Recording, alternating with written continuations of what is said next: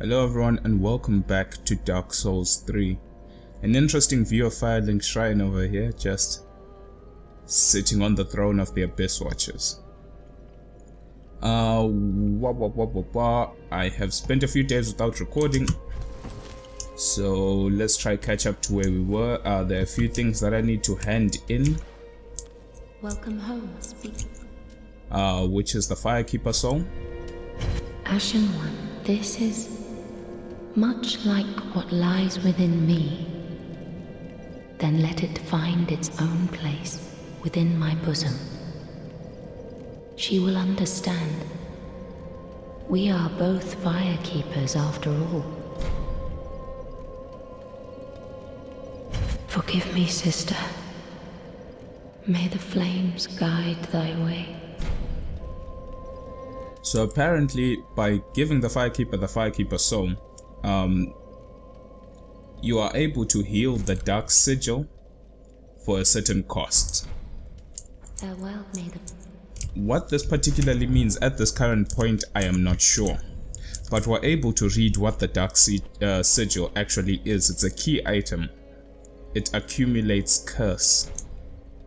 Let's see what it is. A black gaping hole in the flesh that resembles the brand of the undead. The darkness of humanity seeps from its bottomless pitch black hole. The gap filled by the accumulation of the curse. This dark sigil will never heal, but there is a tale told of a firekeeper who returned from the abyss and brought great comfort to a bearer of the curse. But the thing is, at first I thought maybe this is the new dark sign. But if you come check here, there is actually a dark sign. The dark sign is the sign of the cursed undead. The dark sign returns its bearer to the last bonfire rested at, or the bonfire at Firelink Shrine, but at the cost of all souls held. Carriers of the dark sign are reborn after death and eventually lose their minds, turning hollow. And so it is they are driven from their homelands. So I'm not too sure what the Dark Sigil and the Dark Sign have in common and where they came from. Ooh, yet to give in, eh? Good. The Firekeeper must be twitching with delight. But what do you really know about these Lords of Cinder, these supposed legends? Let's take Aldrich for one, a right and proper cleric. Only he developed a habit of devouring men. He ate so many that he bloated like a drowned pig, then softened into sludge. So they stuck him in the Cathedral of the Deep, and they made him a Lord of Cinder, not for virtue, but for might. Such as a lord, I suppose. But here I ask, do we have a sodding chance?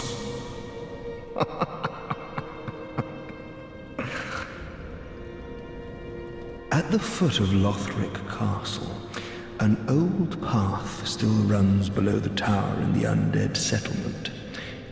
It was used to transport sacrifices to the Cathedral of the Deep. You should see where it leads, if you've the stones for it.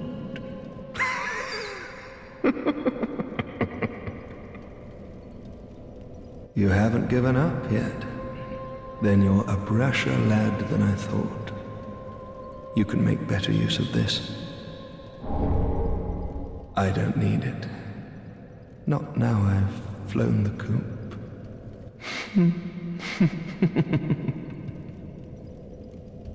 The Undead Legion of Farron is a caravan of undead, sworn by wolf's blood to contain the abyss. The Legion will bury a kingdom at the first sign of exposure. Joyous bunch, really. Gaining admission to the Legion is a matter of some ceremony. Inside their keep, snuffing out the flames of 3 altars opens the door to the wolf blood. Even accursed undead want to believe they're special, it seems. I pity the sorry souls.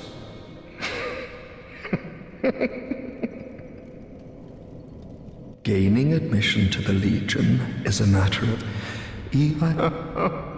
Well, that's pretty much all he has to say, but that was an interesting load of information. Apparently Aldrich, one of the Lords of Cinder that we were introduced to, was a cleric, but then he started devouring people. This was an addiction that he had, and in turn he ate so much that he began to bloat and become huge, and apparently bloated to become so big that he became sludge. So I'm assuming they couldn't leave him out in the open with people anymore, so instead they made him a saint of the Cathedral of the Deep, and then offered him the chance to be a Lord of Cinder because he was very strong, and by doing so at least he would, in his mind, I guess, have some purpose to his strength. Instead of focusing on just devouring men, he could focus on linking the fire, and they wouldn't have to contest his might. But anyway, that's at least what I think. Well, hasn't it been some time? I'm Leonard, the Ringfinger. Remember me? I slipped you those red eyes some time ago. You're making quite an effort of it, so I thought you might like to know. If you yearn for a proper red-eye orb, one that is uncracked, then kill the Dark Wraith, survivor of the land swallowed by darkness. He has been a prisoner for many ages in the deepest cell in all Lothric. I can see it in your eyes. If you didn't invade, didn't pillage, whatever would you do? If you fancy a proper red eye, then kill the dark. He has been. I can. And the only reason that Leonard gave us that particular dialogue is because we managed to find the Pale Tongue. And the Pale Tongue is proof of a Red Orb invader's victory over a host of embers. So he thinks we've invaded and killed somebody, but we actually haven't. I guess this is the game designer's way of checking that you can still complete this task offline, and I haven't played online at all. So by finding that, we are able to complete that task and get the lift cell key from him, so that we can kill the Dark Wraith and potentially get a full red eye orb, one that's not cracked. But like he was saying, the Legion of the Undead, the throne I was sitting at, swear by wolf's blood to contain the abyss. So like he said, they're willing to bury a whole kingdom, which means kill a whole settlement, just to contain the abyss if they feel that there is some exposure to that area. Which is very interesting. It shows that they take no prisoners, they kill. That's what their duty is, but they fled though. But we'll find them, and we've been told how exactly to obtain the wolf's blood that they pray to. But anyway, let's move on. Now we're taking too much time talking. Let's burn the undead bone shard that we got. Did we read the description first before we give it away? Undead bone shard. If I can even find it, I would assume it's... there it is. Undead bones that yet burn. Cast into the shrine bonfire to boost the recovery provided by the Estus flask. The bonfire's cinders are the bones of undead, and a bone that still burns is a fresh cinder indeed. Before feeding upon death, one must first pray to it. So we're pretty much adding more bones to the fire to strengthen the flask that we'll get from it. And the bonfire level increases to level 2. Now the road of sacrifices, I believe. Let's go.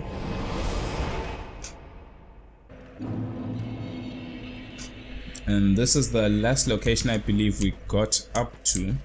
Let me just rest just to make sure everything's filled up. This is the last location we got up to before we started backtracking to defeat the tree, talking to Zigmire, and defeating, or should I say Zigvard, and defeating the demon.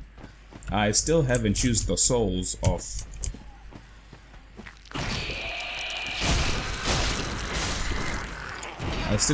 the Lord souls that we got for defeating the bosses, so we can still see what options we have later on in terms of crafting boss weapons. But for now,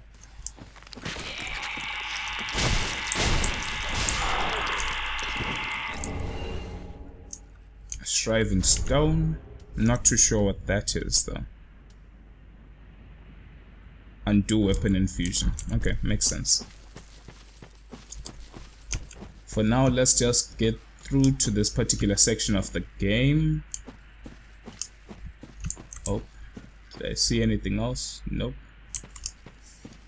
Let's try catch up to my secondary save, which isn't too far off actually, but at least we get a glimpse of the forest.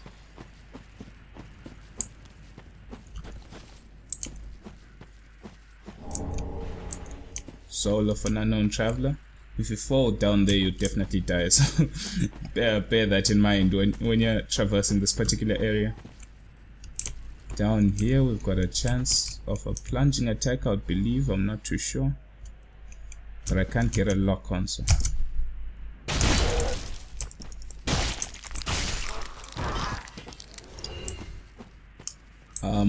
one thing, when I was talking about weapon arts, I talked that each weapon and piece of armor has a weapon art, but usually they come in two, one for the light attack and one for the strong attack. So in this particular case, the strong attack weapon art of this particular sword is the forward thrust that you see most of the Lothric Knights doing. And if you're on PC, you do that by holding shift and right click and then left click. Now that's the strong attack. The problem is I didn't know how to do the light attack. For doing the light attack, you press left control instead of left shift and right click. You just say left control, and then after that you can left click, and then you can find out then what each of your attacks do, what's the main properties of them, and how to use them. That's all dependent on the weapon, of course.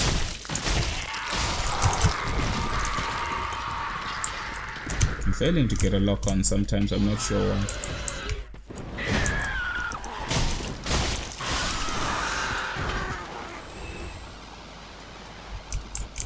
Over here we have a new enemy type. Can't really get a good view of it. It's these same monsters, I'm not too sure what to call them yet, but this one casts pyromancies, interestingly enough. And it has a shrieking cry which it uses to then summon other monsters. Be careful of the poison. And be careful of the ambushes. Always use your sound to your advantage. And if you have a headset, I guess even better for you. And you can backstab them.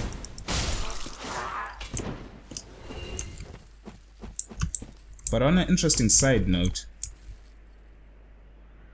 there's something that we can obtain down here.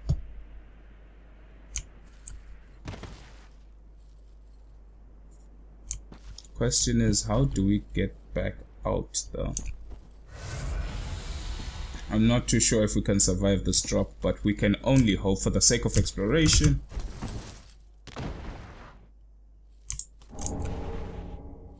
Brigand twin daggers. Oh, actually I know exactly where we are. This is a shortcut. We are about to fight an NPC, so brace for contact. Get the brigand. This was the particular weapon that I was saying could be the weapon we would use this playthrough, but ooh.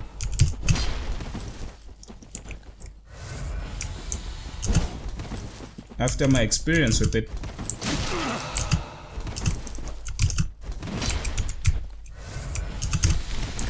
care for the dung.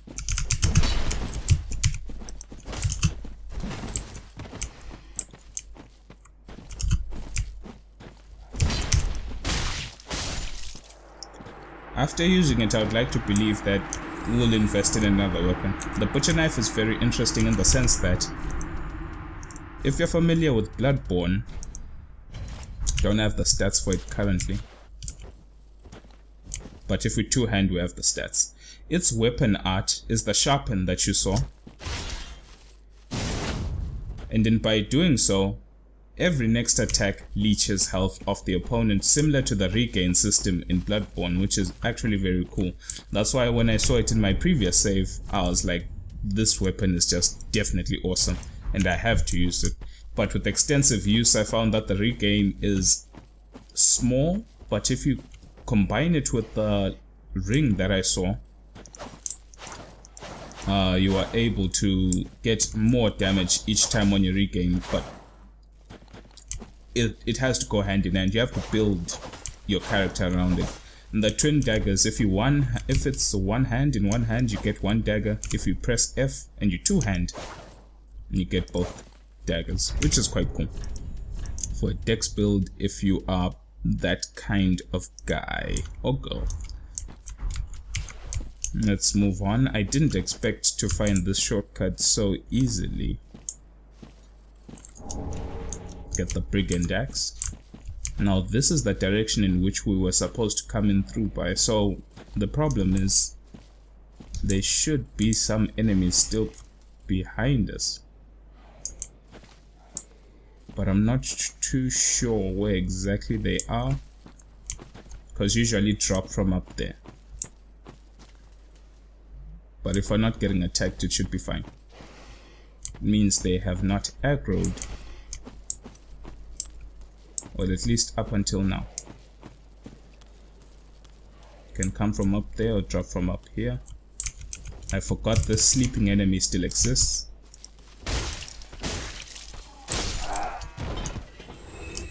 Not too sure what it's there for. And you come up here and get a titanite shard. This is the location in which that one particular enemy ambushes you from. And then you can drop and head backwards to the bonfire if so need be, or you can move forward and everything should be fine. But by listening to our crestfallen brother in the Fireling Shrine, not too sure if this path is leading towards the Cathedral of the Deep, which I don't think it does, because he specifically said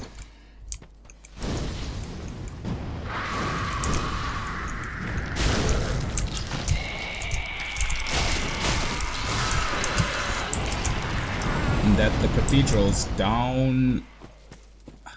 He said it's down via Lothric, the lower wall of Lothric, and that in this particular case we've left the lower wall, we've left the settlement, so I'd assume we're going towards the Abyss Walkers.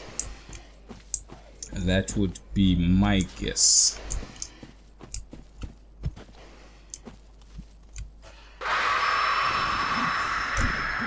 Okay, just want them to aggro. And when they aggro, we can fight them up here.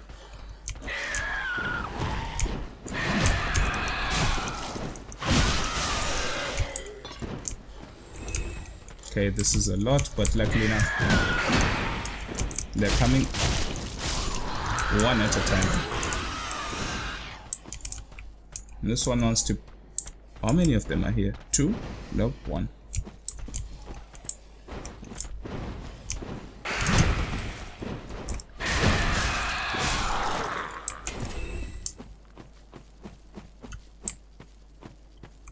But besides that, I think we're fine. We just need to kill this one guy. He has no more friends to call.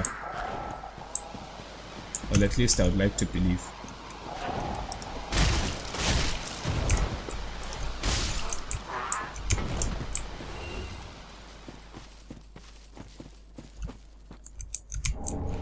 And get a fire ember. Nothing of interest up here. Let's see if there are any places down this way.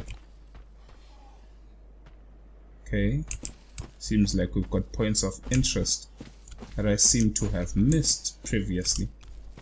But the problem is, how do you actually get there?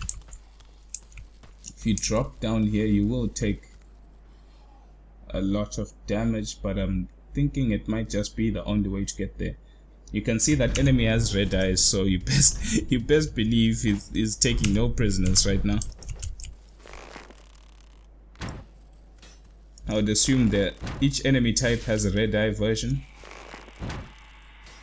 If I can actually hit it. Will it show me the way? Oh, nope, it just decided to go around. And it killed itself.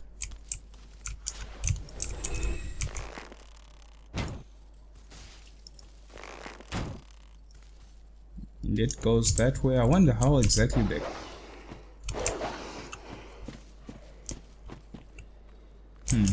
There's no particular way that I can see. Even the dog is having trouble. So I'd assume you have to drop from here. Might take a lot of damage. How much Estus do we have? 1. It wasn't a lot of damage though. But the dog can push us off, so I want to fight against the wall. Oh, nope.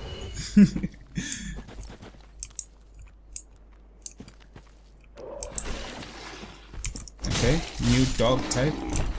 Ugly dog type. Looks, ugh, bloated. Brow Divine Tome of Kareem. Was that something else? Sometimes I read things wrong, so I'm not too sure what exactly that is. Yes, it's of Kareem. Learn Miracles of Kareem. A sacred braille tome from Kareem filled with advanced miracles. Give to a storyteller to learn advanced Kareem miracles. In the Way of White, there is a tradition of placing great faith in the words of the blind, and braille tomes are not unusual. Oh, I didn't want to do that. And we get Morn's Ring. Let's see what Morn's Ring actually does, if we can find it. Boosts miracles.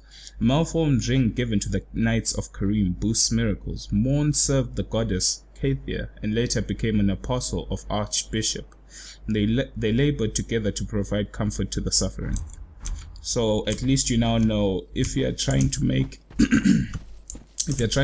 a miracle based build, or at least a miracle hybrid build, then those two items must be important, as you need to get advanced miracles to be of any significance, right?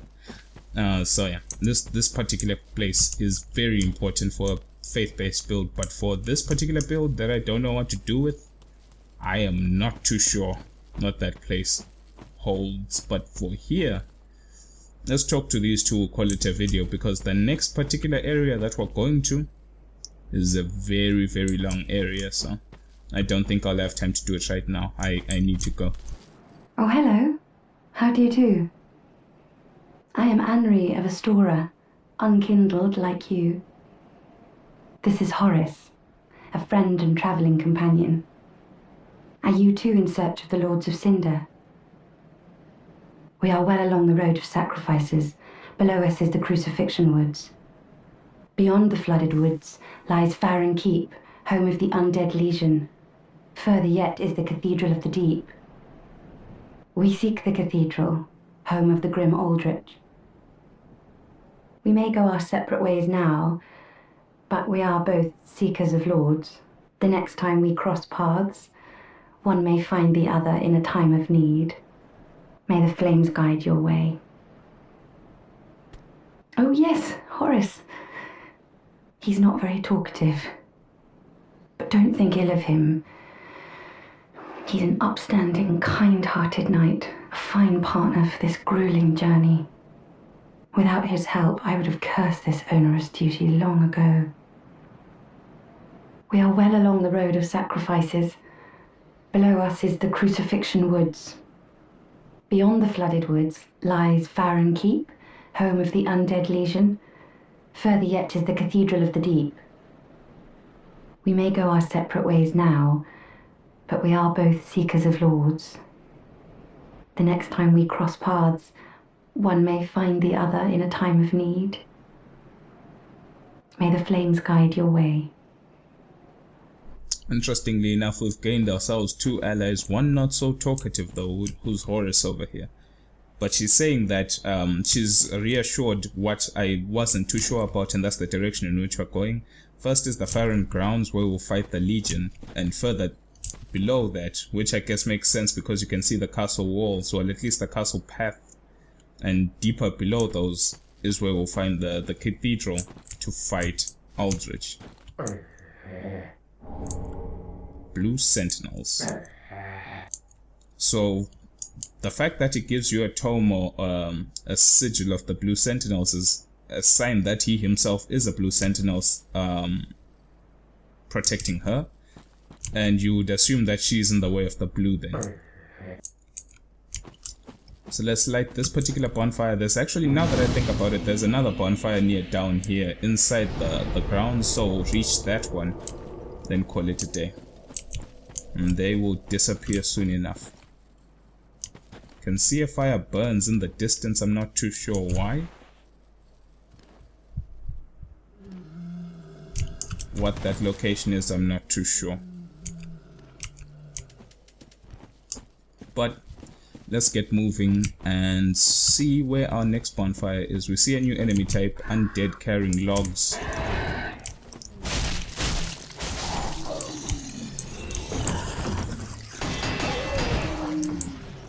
If you take the whole brunt of that attack, ooh, and then you definitely will get guard broken in my particular case, with so little stamina and endurance. It's definitely a way to get guard broken. Our damage output is extremely low. Ooh.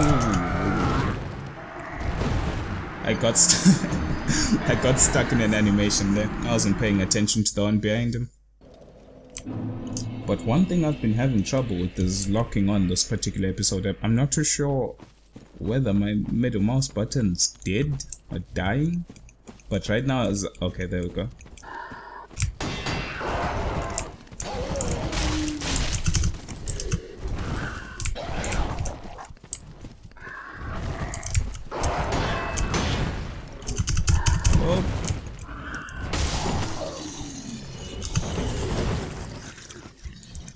I am struggling to lock on.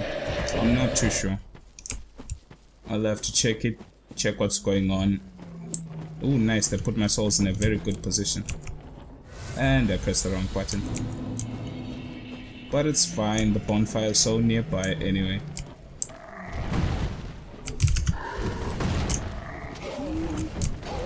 Let's get these two friends away from each other.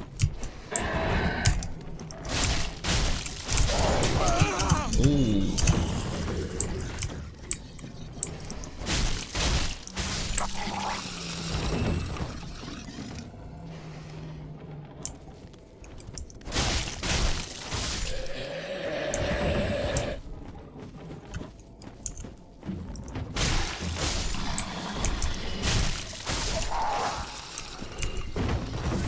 Wrong button yet again.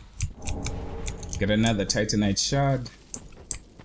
We've got a lot to explore in this particular area. There are sections down there, if you can see, deep in the marshes. There are crabs moving in the water, and they're actually giant crabs, so I'm assuming there's treasure there, or else they wouldn't put such dangerous monsters for you to just skip with no particular reason to fight them. And down here we have our fabled friends from Dark Souls 2. Spewing poison as always, but we're just here to cut them down and pick up this little something something over here. Another Titanite shard. I'm very tempted to really upgrade this long sword here since it seems so reliable for now.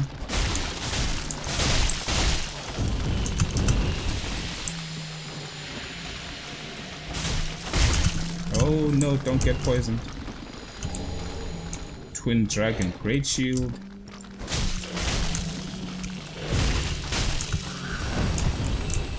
Poison is still built apparently. Okay, I've seemed to back myself up in a corner. But we are good. Rotten pine resin. More Titanite shards.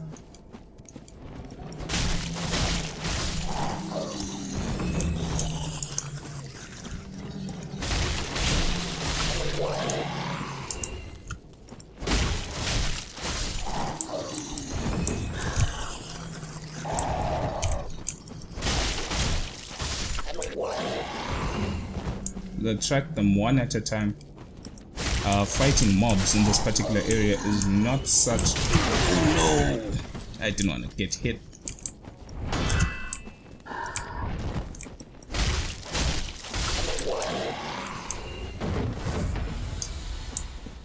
we'll explore all these areas, pick up all these items soon enough, but for now,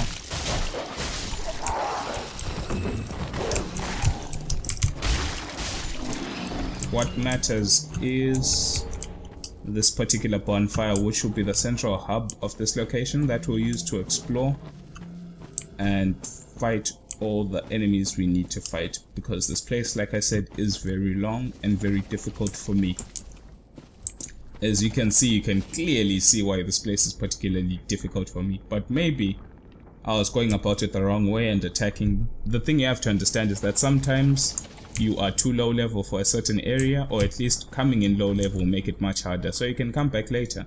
That's always still an option, so we'll take the easier route next time.